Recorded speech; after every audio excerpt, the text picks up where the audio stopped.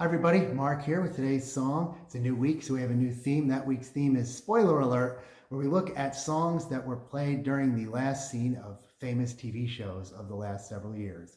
Obviously, we couldn't do this theme without starting with the big daddy of them all, Don't Stop Believin' by Journey, which played during the final scene of The Sopranos.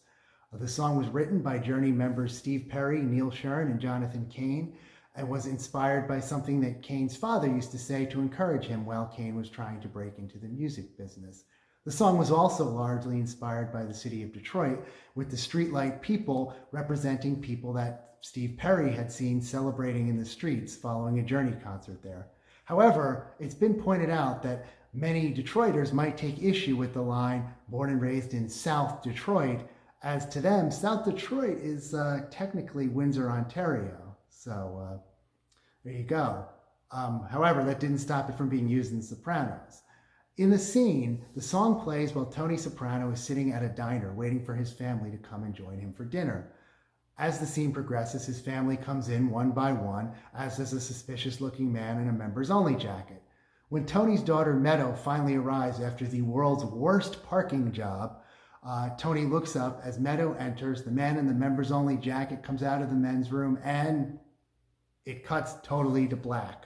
Both the scene, the song, everything, which has caused much debate that we're not going to get in here because everywhere else on YouTube you can find videos about this. For his part, Sopranos creator David Chase has remained somewhat cryptic about what the cut to black actually means. However, he's been pretty open about why he chose to set the scene to Don't Stop Believing. To begin with, Chase wanted a song that would have been popular when Tony was in high school and that Tony himself might have listened to.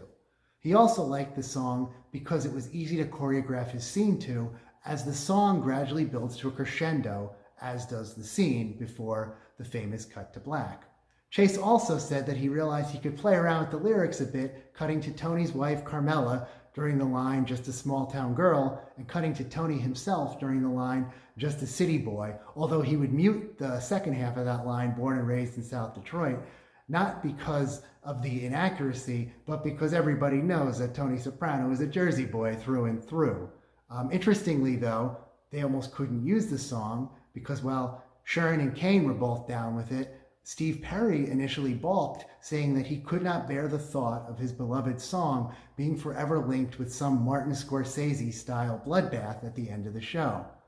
At the 11th hour, Chase relented and actually let Steve Perry know what the final scene would consist of, and Perry gave his blessing. Perry has since said that he loved the way that the song was used in the scene, and his favorite part is that at the beginning of the scene, you see Tony Soprano select the song on a jukebox and start to play it, which means that he can tell his friends that if nothing else, Tony Soprano is a Journey fan. If you want to hear the song or watch the final scene of The Sopranos, click the links in the description below. If you like what we're doing here, feel free to like, comment, subscribe, and I'll be back tomorrow with another song. Bye-bye.